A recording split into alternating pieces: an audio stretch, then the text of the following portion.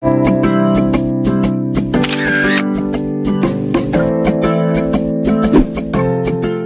본격적으로 2학기 수업을 시작해 볼 텐데요. 2학기 수업의 시작은 8.15 광복입니다.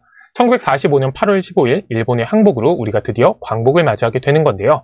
이 광복이라는 게 그냥 자연스럽게 주어진 것이 아니었다라는 점 1학기 때 되게 강조를 많이 했습니다. 부단한 한국인의 독립 노력이 있었고요. 그 독립 노력을 국제사회가 인정해 주었기 때문에 우리가 일본이 항복한 직후에 광복을 맞이할 수 있었던 건데요. 그 대표적인 사례가 카이로 선언과 포츠담 선언입니다. 교과서 205쪽, 우리가 이번 시험 범위는 아니기는 하지만 이 내용들 꼭 다시 한번 살펴보길 바라겠습니다.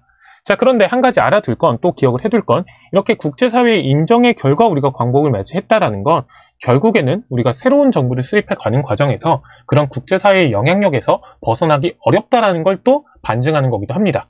특히 일본의 패망은 결국에는 우리가 직접 얻어낸 것이라기보다는 일본과 전쟁을 벌이고 있던 연합국의 승리의 결과였기 때문인 거죠.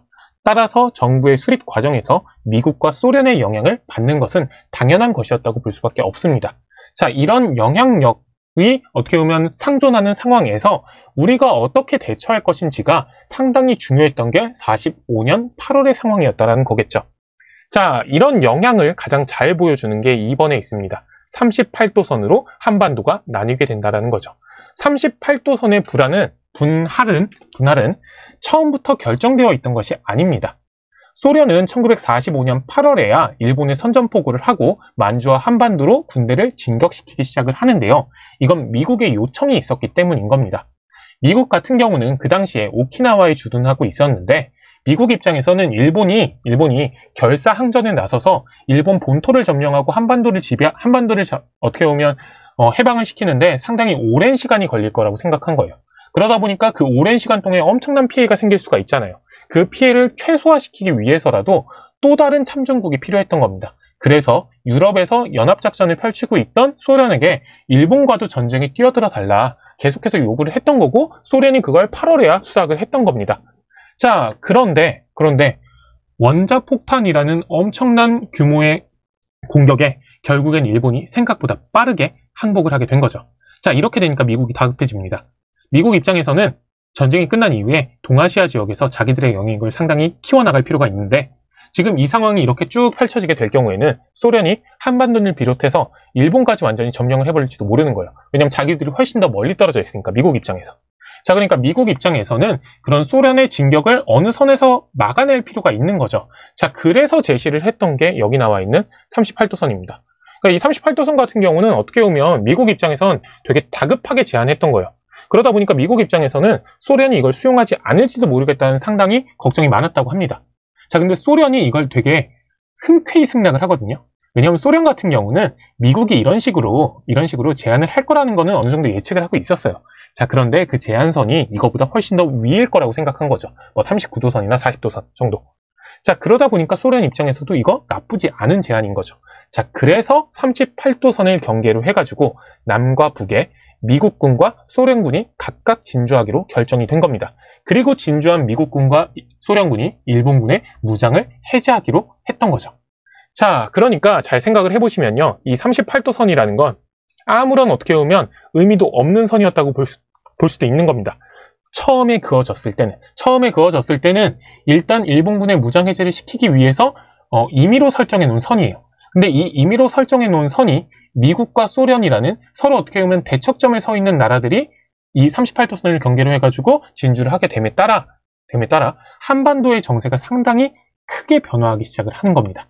자, 그리고 한 가지 꼭 기억을 해두실 건 양국이 각각 진주를 하는데요. 잘 생각을 해보시면 소련 같은 경우는 8월에 이미 38도선 이북 지역에 진주를 해냅니다. 왜냐하면 이전부터 만주와 한반도 지역으로 쭉 밀고 내려오고 있었으니까. 자, 그런데 미국 같은 경우는 이남 지역으로 38도선 이남 지역으로 들어오는데 좀 오래 걸려요. 언제냐면 9월 초에 진주를 합니다. 9월. 그러니까 8월 15일 이후 그다음에 9월 초까지 대략 한 2-30일 정도 여유라기보다 어떻게 공백 기간이 있었던 거겠죠. 이 공백 기간 동안에 어떤 일이 벌어지는지도 상당히 중요하니까 좀 기억을 해두실 필요가 있는데요. 우선은 각각 진주한 소련군과 미국군이 한반도 지역에서 어떤 통치 정책을 펼쳤는지부터 살펴보도록 합시다. 자, 결과에 보시면요. 38도선 이남에는 미 군정이 실시가 되고요. 38도선 이북에는 소련군이 진주에 들어오기 시작을 합니다. 교과서 217쪽에 보시면요. 각각 미군과 소련군이 발표한 포고문이 있는데요. 선언문이죠. 이 포고문에 각각 38도선 이남 지역과 38도선 이북 지역에서 어떤 식으로 통치할 건지가 선언이 되어 있습니다. 우선 이걸 한번 살펴보실 필요가 있고요. 이걸 살펴보셨다는 가정 하에 내용을 정리를 한번 해보도록 하겠습니다. 자, 38도선 이남 지역의 미군은 일단 기본적으로 자기들이 직접 한반도를 통치하겠다라고 선언을 합니다. 그리고 그 통치를 위해서 필요한 기구로서 군정청을 설치를 하게 되죠. 무슨 얘기냐? 미군이 38도선 이남 지역을 전체를 점령하고 이 지역의 통치를 군대 조직을 통해서 하겠다라고 선언을 한 겁니다. 자, 그런데 미국 입장에서는 이 38도선 이남 한반도 지역에 대해서 아는 게 거의 없잖아요. 그리고 미군만으로는 이걸 통치한다는 게 조직 자체가 규모가 그렇게 크지가 않다 보니까 쉽지가 않단 말이에요. 자, 그러다 보니까 이 미군정 같은 경우는 이거 중요합니다. 현상 유지를 선언을 합니다. 새로 수립될 정부의 권한을 넘겨주는 데 중점을 두면서, 즉 새로 수립될 정부가 생길 때까지는 기존에 있던 통치기구를 활용하겠다라는 거예요. 자, 그럼 기존에 있던 통치기구는 뭐냐? 일제의 식민통치기구죠. 일제의 식민통치기구로서 조선 총독부에 속해 있던 관료라든지 경찰 조직을 그대로 유지하고 이 조직을 미 군정이 활용하겠다라고 선언을 한 겁니다. 무슨 얘기냐면 대한민국 임시정부라든지 아니면 각 지역에서 해방 이후에 만들어졌던 자치기구인 인민위원회 같은 것들은 인정하지 않겠다라는 거예요. 한국인들이 중심이 돼서 만들어졌던 조직들 같은 경우는 인정하지 않고 기존에 있던 식민통치기관을 활용하겠다라고 선언을 한 겁니다. 그걸 통해서 남한 지역을 직접 통치하겠다. 자, 이것과는 소련군은 다른 입장을 취합니다. 소련 같은 경우는 기본적으로 간접 통치 정책을 실시를 합니다. 아까 이야기했던 인민위원회라는 조직이 있었죠. 이 인민위원회라는 건 뭐냐면 해방 직후에 한반도에서 활동하던 수많은 활동가들이 이제 한반도에서 이제 식민지에서 우리가 해방을 한 거잖아요. 식민통치기관은 당연히 인정할 수 없죠. 그러니까 이 식민통치기관을 대신할 자치기구 같은 것들을 각 지역에서 서로 만들었는데 대개는 그걸 인민위원회라고 불렀어요. 이 인민위원회라는 거에 소련군 같은 경우는 행정권을 이양합니다. 즉 소련이 직접 통치하겠다고 선언한 게 아니라 인민위원회 너네가 통치하세요예요. 대신 우리가 치안을 유지하고 그 다음에 당신들의 행정권을 어떻게 보면 집행하는데 도움을 주겠다라고 선언을 한 거죠. 자, 미국과 소련군의 어떻게 보면 입장이 상당히 차이가 있다는 걸 여기서 비교를 해볼 수가 있는데요. 자, 이렇게 놓고 보면 뭔가 미국은 되게 점령자의 입장에서 한반도 지역을 통치를 한 것 같고 소련군 같은 경우는 되게 해방자의 입장에서 한반도를 통치한 것 같은데요. 물론 그런 이미지의 차이가 분명히 존재를 하긴 합니다. 그리고 이런 이미지의 차이가 그 당시 사람들에게도 상당히 강렬하게 다가오기도 했고요. 자, 그런데 이 두 가지 어떻게 보면 통치 방식 전부 다 알아두실 건 결국에는 미국이든 소련이든 한반도 지역에서 추후에 자기들에게 어떻게 보면 협조적인 정부를 세우는데 도움이 될 만한 방식으로 선택을 했다는 데 있습니다. 당시에 한반도 상황을 좀 알아두실 게 뭐가 있냐면 식민지 시기 내내 끝까지 어떻게 보면 일제 식민지에 저항을 했던 건 좌익 세력들이었어요. 공산주의 세력들. 자, 그러다 보니까 한반도가 해방을 맞은 직후에 한반도 내부에는 공산주의 좌익 진영들이 상당히 목소리가 컸던 겁니다. 자, 그러다 보니까 소련 입장에서는 인민위원회도 좌익 세력들의 어떻게 보면 목소리가 상당히 컸단 말이에요. 그러니까 이들이 어떻게 보면 중심이 돼서 통치를 이어나가게 하는 거에 상당히 도움이 될 법한 상황이었던 거죠. 자, 미국 입장에서는 다릅니다. 미국 입장에서는 이 좌익 세력들이 너무나도 큰 지역이었다 보니까 이 세력들을 어떻게 보면 억누러 놓을 필요가 있는 거예요. 자, 그러다 보니까 이들의 목소리를 억누르기 위해서라도 직접 통치가 필요하다고 생각을 했던 거겠죠. 이런 어떻게 보면 차이점들이 분명히 존재를 했던 겁니다. 자, 반대로 소련 같은 경우도 결국에는 이들이 가장 적극적으로 지원했던 건 소련군이 어떻게 보면 한반도 지역으로 들어오면서 같이 귀국을 했던 공산주의자들입니다.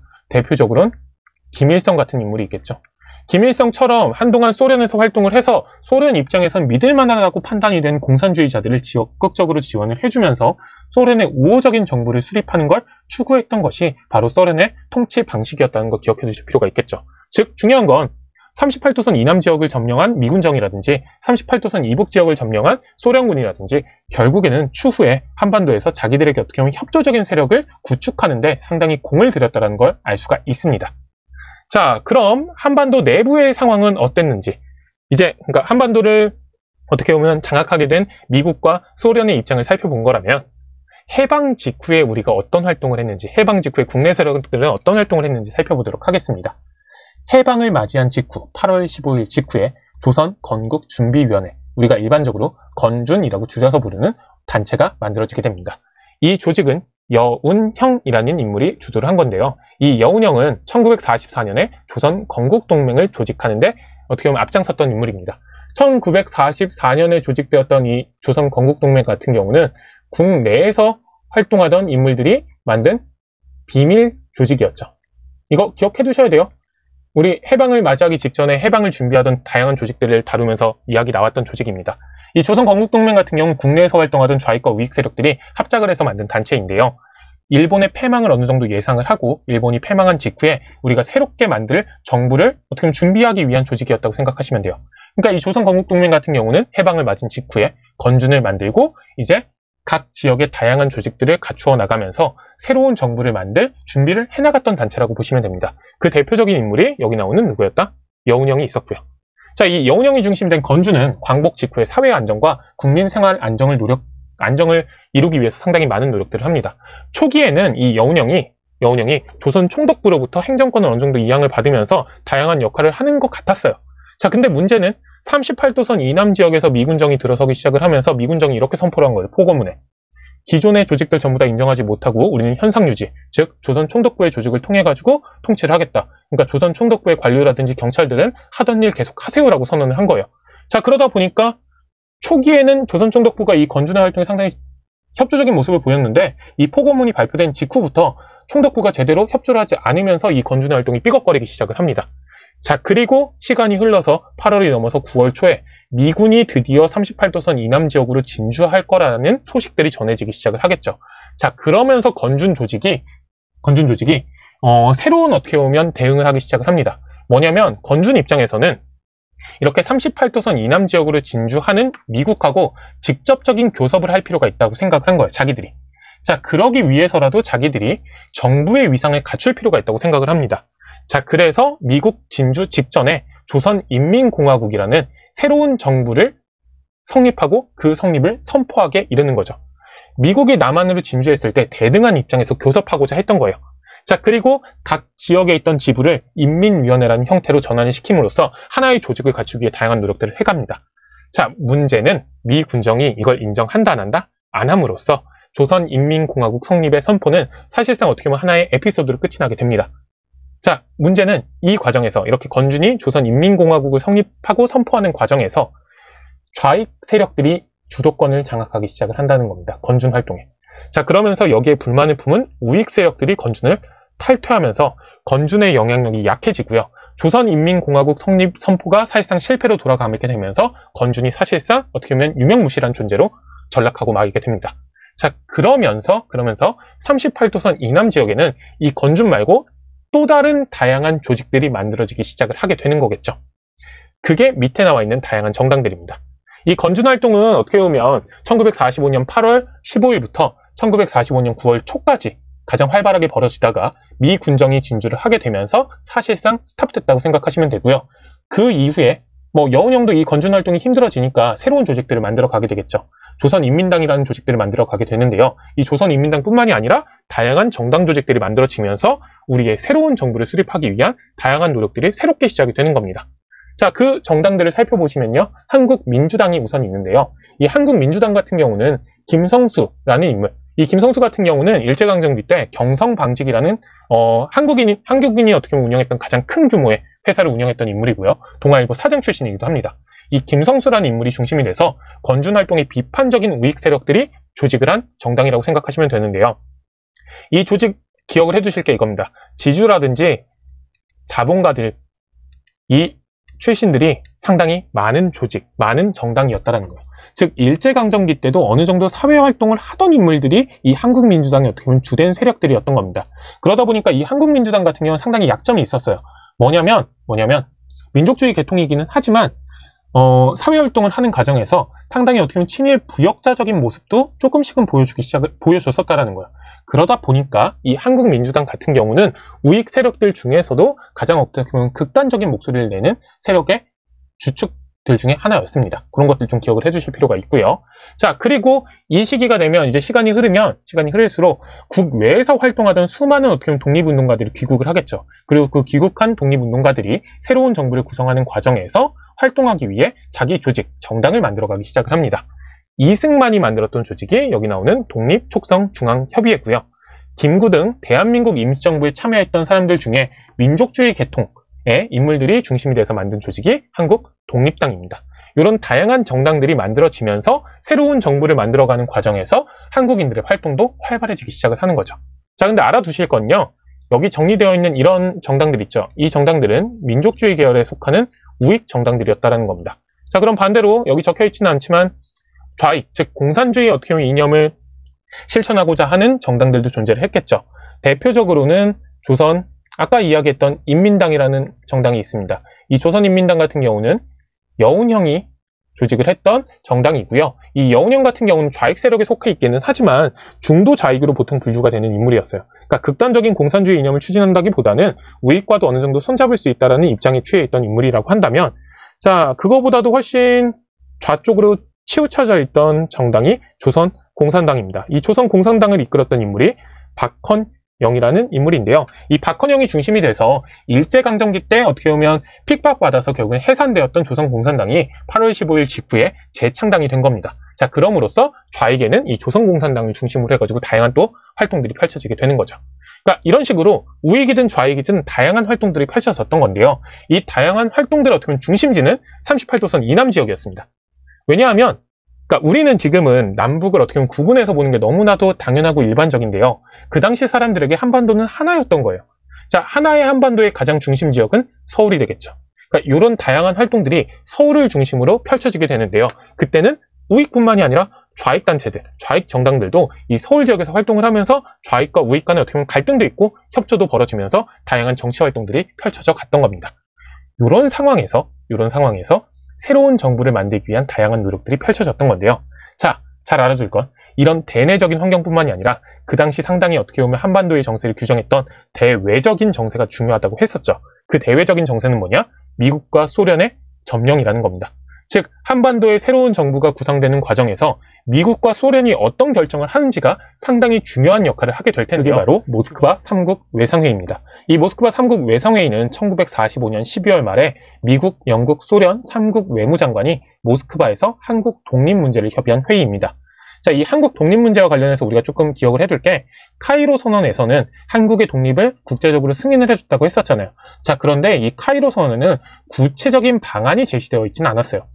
자, 카이로 선언에는 in due course라는 표현이 들어가 있는데요. 적절한 시기에 또는 적절한 방법으로라고 어떻게 보면 번역이 됩니다. 무슨 얘기냐면 카이로 선언에는 두루뭉실하게 적절한 시기에 한국을 독립시켜주겠다라고 어떻게 보면 규정 짓고 있었던 거예요. 자, 그러다 보니까 8월 15일 해방을 맞이하기는 했지만 우리가 제대로 이제 독립을 해서 새로운 정부를 구성하는 과정이 정해져 있던 게 전혀 없었던 겁니다. 그런 상황에서 38도선을 기준으로 미국과 소련이 각각 남쪽과 북쪽을 점령하게 되는 거예요. 자, 그러다 보니까 이 두 나라 사이에는 이 한반도를 어떻게 독립시켜주고 어떻게 보면 새로운 정부를 만들어줄 거냐에 대한 방안을 마련할 필요가 생기게 됩니다. 그리고 그걸 마련하기 위해서 모스크바에서 모였던 거죠. 자, 그런데 이 모스크바 3국 외상회의의 결정이 한반도 정세를 완전히 뒤집어 놓게 됩니다. 구체적으로 한번 살펴보시면요. 우선 미국 같은 경우는 신탁 통치안을 제출을 했어요. 자, 이 신탁 통치라는 건 유엔의 위임을 받은 국가가 과거 식민 지역의 독립을 목적으로 일정 기간 해당 지역을 통치하는 것을 말합니다. 간단하게 얘기하면 대신 대리로 통치해주겠다는 거예요. 즉, 미국은 20년에서 30년 정도의 기간을 두고 한반도 지역에서 미국이라든지 소련, 그리고 다양한 나라들을 포함을 해가지고 신탁 통치를 펼쳐야 된다. 대신 통치를 해줘야 된다라고 주장을 했던 겁니다. 아직은 한국인들이 민주주의 국가를 만들 역량이 없었다고 판단을 한 거죠. 자, 반대로 소련 같은 경우는 임시정부의 수립을 우선시합니다. 즉, 한국인들이 일단은 정치체, 임시정부를 만들어야 하지 않겠느냐라는 데 초점을 맞춰서 안을 제출하게 돼요. 자, 그리고 이 두 안이 결국엔 절충되면서 모스크바 3국 외상회의가 결론을 맺게 됩니다. 자, 우선 첫 번째는 이겁니다. 한반도에 민주주의 임시정부를 수립한다. 소련의 안이 반영이 된 거죠. 한국인을 중심으로 한 민주주의 임시정부를 수립을 한다라는 거예요. 자, 그리고 이 임시정부를 수립하는 과정이라든지 아니면 임시정부를 운영하는 과정에서 협의를 하기 위한 미소 공동위원회를 설치를 한다는 거예요. 미국과 소련이 일단은 한반도 지역을 점령하고 있는 건 사실이니까 그들의 어떻게 보면 입장도 반영할 수 있는 기구를 만들겠다는 거죠. 자, 그리고 그런 협의를 바탕으로 최대 5년간의 신탁 통치를 실시하겠다는 겁니다. 미국의 안이 어느 정도 수정 반영이 됐다고 보시면 되겠죠. 그러니까 간단하게 생각하시면 뭐냐면 한반도에 한국인을 중심으로 한 민주주의 임시정부를 수립을 해서 미소 공동위원회와의 협의 과정을 거치면서 최대 5년간, 5년이 안 될 수도 있겠죠. 신탁 통치를 실시한 이후에 정식 정부를 수립하는 어떻게 보면 절차를 거치겠다는 겁니다. 자, 이게 모스크바 3국 외상회의 주요 내용 3가지입니다. 꼭 기억을 해두셔야 됩니다. 이 결론 같은 경우는. 자, 문제는 뭐냐? 이 결론이 공식적으로 발표되기도 전에 국내에 보도가 되는데요. 그 보도가 엄청난 오보였다라는 겁니다. 1945년 12월 말에 동아일보를 통해서 모스크바 3국 외상회의의 결과가 발표가 됩니다.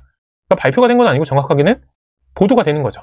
자, 그런데 그 보도에는 이런 내용이 들어가 있습니다. 소련은 신탁 통치를 주장했다.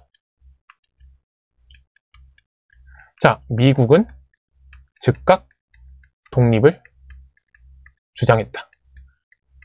라는 내용으로 보도가 나오게 됩니다. 자, 우리가 지금까지 살펴본 내용하고는 완전히 어떻게 보면 반대인 거죠. 미국이 신탁 통치를 주장했고 소련 같은 경우는 일단은 임시정부 수립을 주장했던 거니까 이런 보도가 나가게 되는 겁니다. 자, 그리고 이 보도에서 또 기억을 해두실 게 신탁 통치 부분만 집중 부각이 됩니다. 무슨 얘기냐면 임시정부 얘기 있죠. 임시정부 수립하는 얘기. 이 임시정부는 한국인들을 중심으로 만드는 정부잖아요. 이 임시정부 수립의 이야기는 반영되지 않았어요. 어디에? 보도에. 보도에 전혀 반영되지 않은 겁니다. 그러니까 무슨 얘기냐면 모스크바 3국 외상회의에서 결과가 났는데 소련의 신탁 통치안을 받아들여서 신탁 통치를 하겠다라는 내용이 어떻게 보면 결정이 됐다라고 발표가 된 거예요. 자, 당연히 이 신탁 통치는 그 당시 대다수의 사람들에게는 또 다른 식민 지배처럼 받아들여질 수밖에 없었습니다. 당연히 그 직후에 엄청난 반대 운동이 펼쳐질 수밖에 없었던 거겠죠. 누가 제일 억울할까요? 이 상황에서. 소련이 정말 당황스러웠을 거예요. 자, 그러다 보니까 소련 입장에서는 이 상황을 제대로 전달하기 위해 다양한 노력들을 하긴 하는데요. 일단 한번 불붙은 신탁 통치 반대 운동 같은 경우는 잠재우기가 상당히 쉽지가 않습니다. 왜냐하면 신탁 통치가 없는 건 또 아니잖아요. 무슨 얘기인지 알겠어요? 결론에 그 모스크바 3국 외상회의의 정식 결론에 신탁 통치가 없는 것도 아니란 말이에요. 근데 그 이전에 이 신탁 통치에 대한 내용이 뻥 하고 터지면서 사람들에게 이 신탁 통치안에 대한 어떻게 보면 고정관념 같은 것들이 생기는 겁니다. 모스크바 3국 외상회의의 결론에 신탁 통치만 어떻게 보면 사람들에게 딱 꽂히는 문제점들이 생기게 되는 거예요. 그리고 엄청난 반대 운동이 터지게 되는 거죠. 자, 그러면서 중요한 건 이겁니다. 그 결과 엄청난 좌우 대립이 펼쳐지게 된다는 거. 자, 아까도 얘기를 했지만 이 동아일보에 12월 말에 오보가 터지면서 신탁 통치 반대 운동이 엄청나게 치열하게 펼쳐지게 되는데요. 그 중심에는 우익 세력이 있었습니다. 김구라든지 이승만 등 신탁 통치 반대 운동을 적극적으로 주도하는 인물들이 목소리를 키워나가기 시작을 합니다. 좌익 같은 경우도 초기에는 반탁을 주장했습니다. 이것도 기억해 주셔야 돼요. 왜냐하면 초기에는 일단은 이 동아일보의 오보에 반응을 한 거기 때문에 신탁 통치 이거는 받아들이기가 쉽지가 않은 거잖아요. 자, 그런데 시간이 흐르면 흐를수록 소련 같은 경우는 어떻게 보면 좌익 세력들을 중심으로 해가지고 이 주요 결정 내용들이 어떤 의미를 갖는지를 계속해서 전달하겠죠. 그리고 공식 결정도 발표가 될 겁니다. 자, 그러면서 여기에 초점이 맞춰지기 시작을 하는 거예요. 임시정부 수립에 초점을 맞추기 시작하는 입장도 나타나기 시작을 하는 겁니다. 우선은 당장 한국인들을 중심으로 한 정부를 수립하는 어떻게 보면 것이 중요하다고 판단하는 사람들이 생기게 되는 거겠죠. 여기에 초점을 맞추면서 좌익 세력들이 입장을 전환하기 시작을 합니다. 자, 중요한 거. 모스크바 3국 외상회의 결정에 대한 총체적인 지지로 입장을 변경하게 된다는 겁니다. 어떤 세력들이? 좌익 세력들이. 1949년 1월 초의 일입니다. 즉 1948년 12월 말까지만 해도 48년 말부터 1월 초까지만 해도 우익과 좌익이 어떻게 보면 하나로 신탁 통치 반대를 큰 목소리로 외쳤다면 1월 초에 갑작스럽게 좌익 세력이 입장을 전환을 하는 거예요. 모스크바 3국 외상회의 중에 외상회의 결정 내용 중에 임시정부 수립이라든지 우리 어떻게 보면 상황에서 상당히 필요한 내용들이 있으니까 이걸 총체적으로 지지를 하자. 신탁 통치를 우리가 완전히 수용했다라는 건 아니지만 신탁 통치도 결국에는 협상의 대상이 될 수 있지 않겠느냐.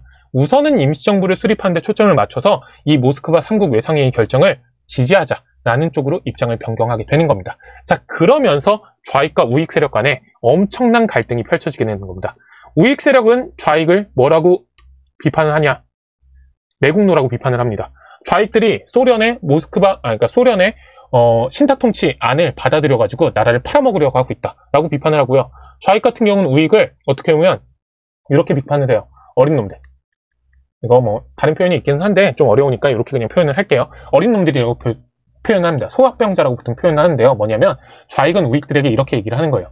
지금 국내 정치 상황이 미국과 소련이 결정한 내용을 완전히 무시하고 우리만의 독자적인 결정을 하는 건 어렵지 않느냐. 지금 당장 이 모스크바 3국 외상회의의 결정이 신탁 통치를 완전하게 어떻게 보면 확고하게 결정했다라기보단 일단 임시정부를 수립하고 그 후에 추후에 논의할 수 있는 여지도 분명히 존재하지 않느냐. 이런 여지를 전혀 생각하지 않고 신탁 통치 반대만 내세우는 건 지금 정치 상황을 전혀 파악하지 못한 어린 놈들 같은 어떻게 보면 이런 정치에 대해서 제대로 이해하지 못하는 활동들이다라고 주장을 하는 거죠. 그러니까 비판을 하는 거죠. 자, 이러면서 좌우익 간의 갈등이 엄청나게 심해지게 되는 겁니다. 자, 여기에서 어떻게 보면 중심에 섰던 그러니까 중간에 섰던 세력들이 중도 세력들이고요. 그 대표적인 인물이 여운형 같은 인물입니다. 자, 여운형 같은 경우는 좌익에 속해 있기는 했지만 조선 공산당을 이끌었던 박헌영처럼 극좌 세력은 아니었어요. 중도에 위치해서 우익 세력들과 어떻게 보면 좀 소통을 할 수 있는 여유가 있었던 인물인 거거든요. 자, 이 여운형이 중심이 돼가지고 좌익과 우익 간의 갈등이 너무 심해지니까 미소공동위원회에 적극적으로 협조하고 신탁 통치 문제는 추후에 논의하면 되지 않느냐라는 어떻게 보면 중간적인 입장을 제시를 하면서 우익과 좌익을 어떻게 보면 좀 조율하려는 움직임도 나타나기 시작을 합니다. 자, 근데 중요한 건 중도 세력은 우익에서도 공격받고 좌익에서도 공격받겠죠. 자, 그러다 보니까 이 세력들은 소수이고요. 자, 우익과 좌익 간의 갈등이 49년 1월 초부터 계속해서 갈등이 심각해지기 시작을 합니다. 그러면서 정치가 상당히 혼란스러워지기 시작을 하는 게 우리 해방 3년사의 초기 부분이라고 생각하시면 됩니다. 즉, 해방 3년사를 우리가 이해를 할 때 가장 중요한 사건을 하나 꼽으라고 한다면 이 모스크바 3국 외상회의 결정이라고 생각하시면 돼요. 이걸 어떻게 보면 계기로 해가지고 그 이전에 새로운 나라를 어떻게 보면 구성하는 과정에서 협력의 대상이었던 좌익과 우익이 완전히 어떻게 보면 서로 같은 하늘을 베고 살 수 없는 철천지 원수로 바뀌게 되는 겁니다. 그러면서 좌우익 간의 갈등이 심각해지면서 어떻게 보면 분단으로 가는 길이 시작됐다고 보시면 되겠죠. 자, 그리고 이 과정에서 한 가지 더 기억을 해두실 건 뭐냐. 이 과정에서 그때까지 숨죽이고 살아야만 했던 사람들이 목소리를 내기 시작합니다. 그게 누구냐면 친일 부역자들이에요. 그러니까 일본에 빌붙어가지고 어떻게 보면 살았던 그 이전의 민족 반역자들. 이 목소리를 내기 시작하는데 이들이 신탁 통치 반대 운동에 적극적으로 가담하기 시작을 합니다. 자, 그러면서 소련의 나라를 팔아먹은 매국노라고 좌익 세력들을 엄청나게 공격하는 거예요. 자, 그럼으로써 이미지를 세탁을 하는 거죠. 어떻게 보면 이 친일 부역자들이 그때까지는 매국노의 대표적인 어떻게 보면 상징이었던 거잖아요. 자, 그런데 이 매국노라는 걸 좌익 세력들에게 이미지를 씌워버리면서 자기들을 어떻게 보면 민족의 어떻게 보면 독립을 위해서 활동하는 사람들이라는 이미지를 갖게 만드는 거예요. 자, 그러면서 이 친일 부역자들이 살아갈 수 있는 공간들이 만들어지기 시작하는 거죠. 이게 어떻게 보면 우리가 친일 세력을 제대로 청산하지 못하게 된 배경 중에 하나라고 볼 수도 있는 겁니다. 이 사람들의 목소리가 해방 3년 동안 점점 커지기 시작을 하면서요. 그 커질 수 있었던 배경이 바로 좌우익의 극단적인 갈등이었던 거겠죠. 그리고 그 극단적인 갈등이 이 모스크바 3국 외상회의 결정에 대한 어떻게 보면 서로 다른 입장에서 시작이 되었다는 거 기억을 해두시면 앞으로의 해방 3년사를 이해하는데 상당히 큰 도움이 될 겁니다. 자, 이렇게 우리가 1945년 8월 15일부터 1946년 1월 초까지의 상황을 살펴봤는데요. 자, 지금 엄청나게 큰 실수를 했죠, 선생님이. 지금 여기 보시면요. 1949년이라고 되어 있는데 1900 몇 년일까요? 1946년입니다. 선생님이 수업을 하면서도 지금 실수를 했을 수도 있어요. 1949년이라고 아마 적혀 있다 보니까 정신없이 1949년이라고 했을 수도 있는데 1946년 1월 초에 총체적 지지 입장으로 변경이 되는 겁니다. 이거 잊지 않으셔야 돼요. 실수하지 마셔야 돼요. 선생님 지적해놨으니까. 자, 어쨌든 이렇게 45년부터 46년 초까지의 상황을 살펴보았습니다. 자, 기억을 해두실 건, 이 모스크바 3국 외상회의 결정을 통해 가지고 좌우익 간의 갈등이 상당히 심해진다는 겁니다. 자, 근데 또 알아두실 건 좌우익 간의 갈등이 심해지기는 하지만 미국이든 소련이든 입장에선 모스크바 3국 외상회의 결정에 따라서 이제 한국의 독립을 어떻게 보면 추진하겠다라고 결정이 난 거기 때문에 그 결정 내용을 실천하는 움직임들이 당연히 펼쳐지게 됩니다. 그게 1946년부터 보이기 시작을 하겠죠. 이 과정에서 어떤 일들이 벌어지느냐가 앞으로 해방 3년사에 상당히 중요한 역할들을 하게 되겠죠. 그 내용들 기억하시려면 모스크바 3국 외상회의의 결정 내용 잊지 않으셔야 한다는 거 잘 생각해 주셔야 되고요. 오늘 내용들 쭉 한번 정리를 다시 한번 해보셨으면 좋겠어요. 45년부터 46년까지 어떤 일들이 펼쳐지는지, 그리고 다양한 세력들이 나오니까 그 세력들의 성격도 정리를 잘 해주셨으면 좋겠고요. 자, 다시 한번 강조하지만 46년입니다. 이 부분 잘 지워서 고쳐주시기 바랍니다. 오늘 수업은 여기까지입니다.